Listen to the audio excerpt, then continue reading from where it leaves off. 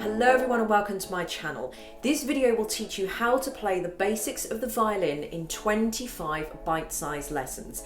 These videos are for anyone who is completely new to the violin and music in general and want to learn how to play the violin in their own time without being overwhelmed with too much information. If you want to view these lessons in their original elongated form, you can access them by clicking the link under this video. This content is part of my 1 to 30 violin course, which guarantees to take you from a complete beginner to an accomplished violinist in just 30 lessons. All links can be found in the description bar underneath these videos. Now, not all of these lessons will be interactive. Some will just be explaining a particular technique or music theory, and an icon will appear on the screen to show you whether it will be interactive or a theoretical learning session. At the beginning of each video, information will pop up on the screen to tell you what equipment and PDF printouts you will require for that lesson. Everybody ready? Let's begin. So in lesson 7, we're going to talk about the names of the strings and we're going to talk about the names of the other notes on the violin as well. I always feel that it's necessary to know this so that when we move on to playing, at least you're going to have some idea and you're not just throwing a bunch of random notes at you. So the 3 PDFs that you will need are these ones from lesson 7, which is your finger chart basic notes, which is empty and you're going to fill in.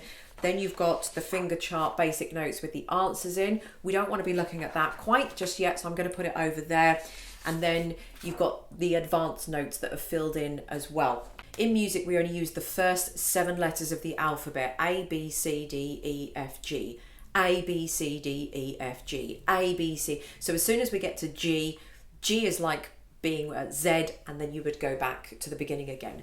So when we're looking at our open G, here, the next note after G is A because it starts again. So if we start with the 4 open strings here, we've got E, A, D and G. So E starting with the string on the right and the thinnest string going down towards the thickest string, which is string G. Then what we've got here is the first finger notes along this line, the second finger notes along here, second finger notes again, I'll explain that in a second, the third finger notes and the fourth finger notes. Where that relates to on the violin is you've got an open string, which would just be no fingers on. Then you've got your first finger note, which is where we put our orange first finger dot. Our second finger notes can go in one of 2 places, can either go right next to the first finger, or if we put our third finger down, they can go right next to the third finger, which is why when you see it on this chart here, you'll see that the second finger notes are jammed in next to the first finger, or the second finger notes are jammed in tightly next to the third finger. So all of this will be explained in more detail in future lessons, but as long as you are aware of that, you will understand just fine. Now, part of this is just a case of just sucking up the information and just understanding it and just learning it. But each time we put a finger down on the string, it gives us the next note up. So let's just start with the A string, for example. So if we've got an A on here, if I put my first finger down, it's going to give me a B. If I put my second finger down, it's going to give me a C. Now, if I put my second finger down in the other second finger position, it's going to give me what we call a C sharp, a different type of note. So these are both C's in music. One is just a normal C, and one is what we call a C sharp. Now, again, this is all going to be explained a little bit later on, but at the moment, as long as you are aware of this information, I promise you the penny will drop later on.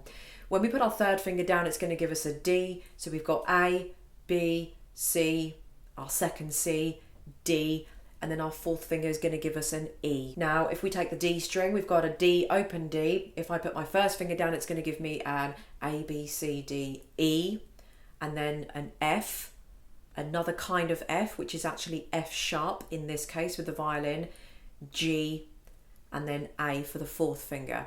And so on and so on. Now, if we just have a little bit of a cheat and we just look at the answers for this, you will see that it has given us an A, a B, a C. We've got a C sharp in there. So that little hash mark is a symbol for a sharp. So C sharp, D, and E.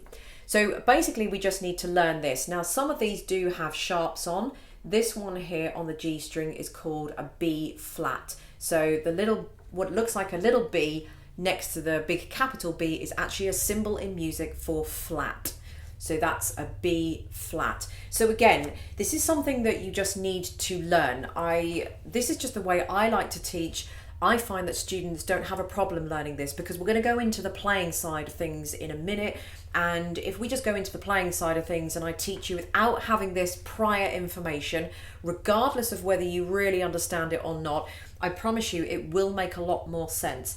You don't have to learn this particularly, or you don't have to understand this, but when we move into the open strings, you will be thankful that you've kind of got this in a way. So the main takeaway from this is that you understand that you have to learn the 4 open strings. You've got to learn those 4 open strings. There's only 4, so it's easy. E, A, D, G. E, A, D, G. Just remember which strings are which.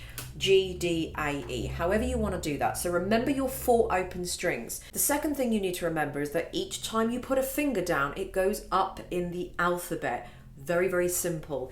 So if we start with G, we've got an open G. If I put my first finger down on G, it's going to give me G, A. Then it's going to give me a B, a C, and a D. So that's it with these. So what I would suggest that you do is try and work through this chart here. If you're not sure of the sharps and flats, don't worry about that yet. Just put in A, B, B, C, D. And for this one, put E, F, F, G and A. You know, just where the second finger are, just put the duplicate of the note in, just so that you can get your head around that. And then when you understand that, you can start putting in the sharps where they need to be and the flats. Now that, again, that is just something that you just need to learn. So I just need you to learn where those sharp notes are. And then the only real thing other than that is the advanced notes on the third sheet. And the advanced notes I've put here are in blue.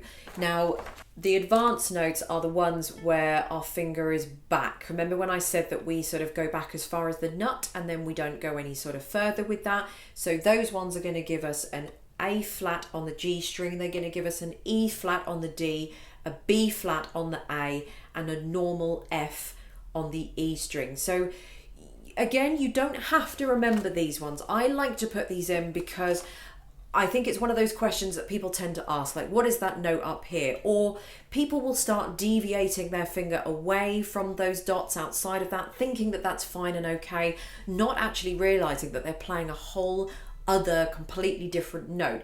You don't know what you don't know. But again, this is something that I just like to explain so that people understand there is more to come and the reasoning why we do things.